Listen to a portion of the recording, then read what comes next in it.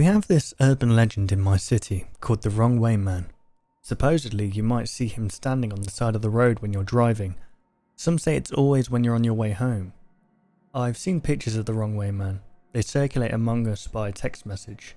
They circulate among students, workers, friends, and family here. Oddly, I've never seen any of those pictures posted online. I'm not sure if it's because of fear, because of those who've taken pictures want to perpetuate the mystique of our local urban legend, or because of something else. I was pretty sure those pictures had been a hoax, just someone dressed up as the Wrong Way Man. Maybe it was the same person every time. As far as what the Wrong Way Man looks like, he wears his tattered clothing backwards, usually a flannel shirt and jeans. His painted smile face looks eerily realistic, until he turns to the side and you can see its smooth surface. It seems that he shaves his hair off, paints a face over the back of his head, and puts a shoulder-length wig on that covers up his real face. Those who I've met who claim to have spotted the Wrong Way Man say they waited a week before driving home, staying over at a friend's house or a hotel and not even bothering to go home to pack a suitcase. I've also heard, though, that you need to wait a month. The common consensus seems to be, if you see him while driving home, don't finish the drive home. Turn around, go somewhere else, and wait for at least a week. I thought it was a bunch of nonsense, until my date and I saw the Wrong Way Man when we were going back to my house from the movies. It was Katie who spotted him. "Slow down," she said. "I think that's the Wrong Way Man you told me about." Katie had only been living in the city for half a year, so one of the things I told her on my quest to share with her as many interesting things as I could had been our local urban legend about the Wrong Way Man. Was it a coincidence that we'd just been talking about him a few days before? I had never seen someone dressed as the Wrong Way Man in person. Pictures, sure, but never in person. My foot was shaking as I eased up on the gas. It was dark, nearing midnight dark, and there were either no streetlights or they were off. My car's headlights lit him up. On the side of the road, he was facing us. Actually, he had his back to us. That painted face was facing us. The jeans and flannel shirt and wig were all turned our way as well. His arms and legs looked wrong. They were shoved down in his clothing the opposite way. I wanted to be amused, but I was alarmed. When we got to about 10 feet away in my car, he turned his painted head towards us. Those painted eyes, realistic but forever held too wide, seemed to be staring right into mine. As we drove slowly by, I waved to him and laughed to try and ease some of the tension. He did not wave back. I looked at Katie. She was waving too, but she wasn't laughing. I glanced back in time to see the slick side of that person's shaved, painted head, and the optical illusion of a real face being there was shattered. Shattered, but somehow worse for it. Also, when I peered into the rearview mirror as we increased our distance, I thought I saw something glinting beneath the shoulder-length wig he wore. Then he was gone.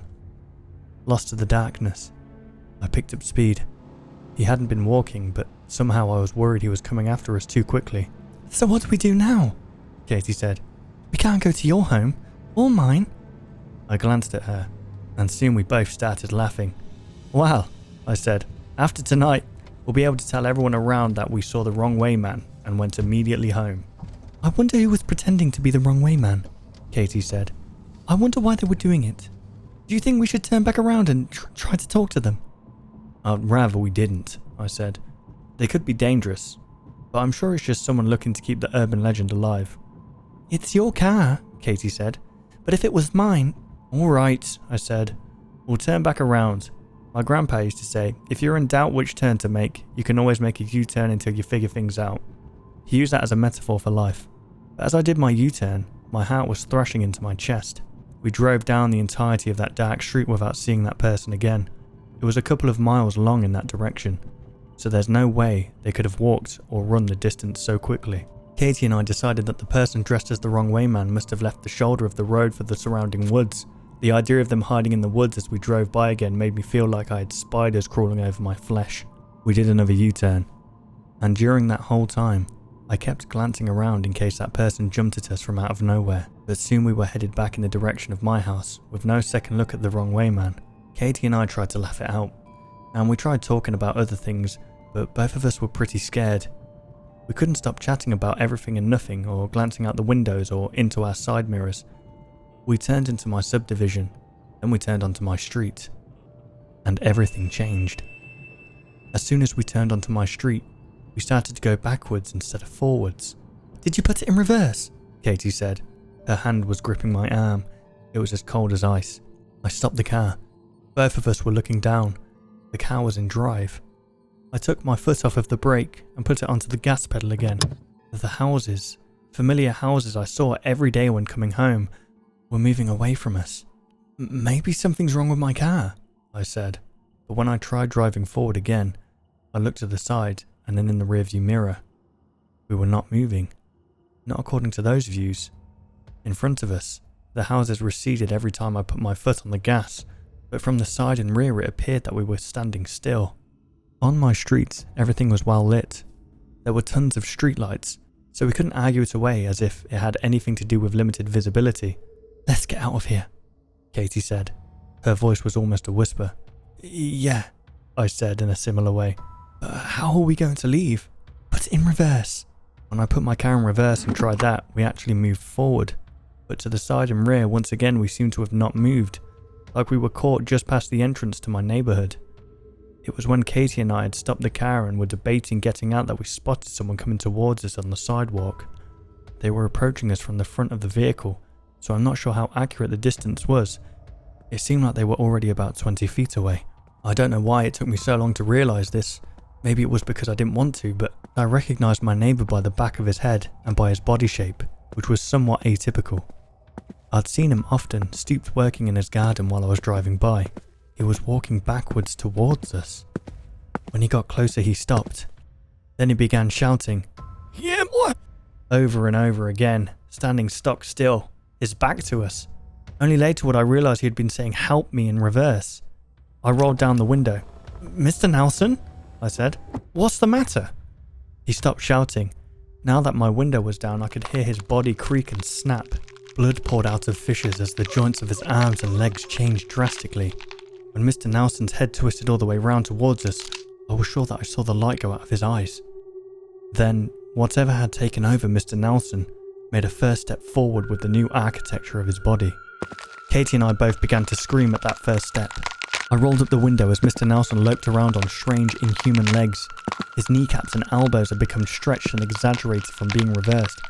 I put my foot on the gas, with the car still in reverse, and through the front windows we seemed to be careening forward, even though a glance out the sides, or in the rear view, showed us to still be stationary. We slammed into Mr. Nelson. Blood slashed across the windshield. The car rose and fell as we went over his body. To the sides and rear there was no indication of the car rising and falling. I did not see a lump appear behind us. I kept my foot on the gas, still going forward in reverse. I saw a neighbour of a window's house shatter. A couple I barely recognised crawled out like baby spiders out of an egg, leaking blood and more blood as they scraped themselves against the shards in the window frame. I don't think it was that they didn't know how to open windows. When the wife paused in the window, she smiled. She intentionally rubbed her scalp against a particularly sharp-looking piece of glass. Meat and blood came away. I think I could see the white of her skull. By then her husband was already on the ground, running towards us. I sped forward. They and their house vanished in the sides and rear of the vehicle, which were, again, still stuck near the street's entrance. More people were coming out of their homes. They came out all twisted and broken, damaging themselves further as they exited. They ran towards us on backwards legs, churning their backwards arms. Everything about them was the wrong way. Before long, I found myself slamming on the brakes. "Keep going!"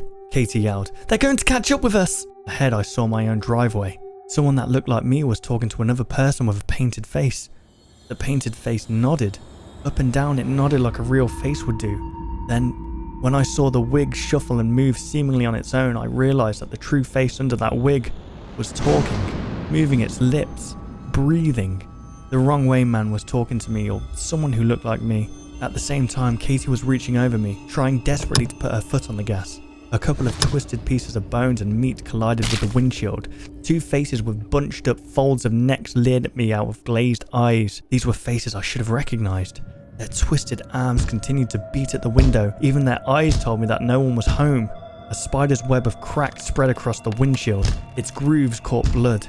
I slammed my foot on the gas while helping to steady Katie back into her seat. We flung those two off, and right after we ran over an entire family in quick succession. I didn't have time to feel guilty. These were not my neighbours. These were not my neighbours. These were not... Katie and I began to change. I heard some of my bones break. I felt it a moment later, like the reverse of lightning before thunder. Katie and I started screaming almost in unison and about in the same tune. It was like a choir of pain and fear and pain had risen up with us as instruments. "Keep your head back!" I yelled as I strove to keep my head pinned against my seat. "Don't let it twist around! No matter what happens to the rest of our bodies, we can't let it kill us." "I know," Katie said. "Just get this car out of here, make a U-turn or something." Make a U-turn, I thought. What was it my grandpa said about life and how, if you didn't know what to do, you could always make a U-turn? Still in reverse, yet still going forward, I wheeled the car, screeching around. I didn't glance at the sides or rear. I gunned it, heading back towards where we had come from. The wrong way man waited. He waited for me at the juncture of my driveway and the street. His painted mouth grinned forever. His painted eyes were too wide and incapable of blinking.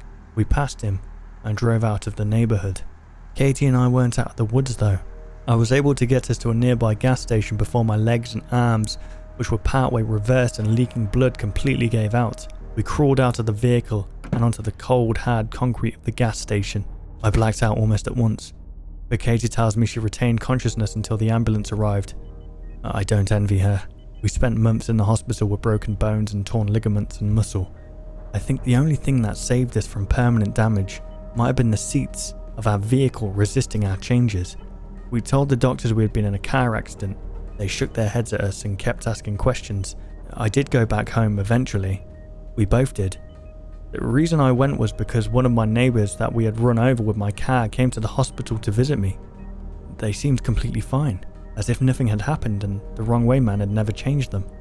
But damage was done to my vehicle, and to Katie and me, both physically and psychologically.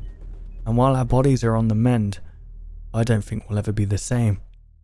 I feel the wrong way inside.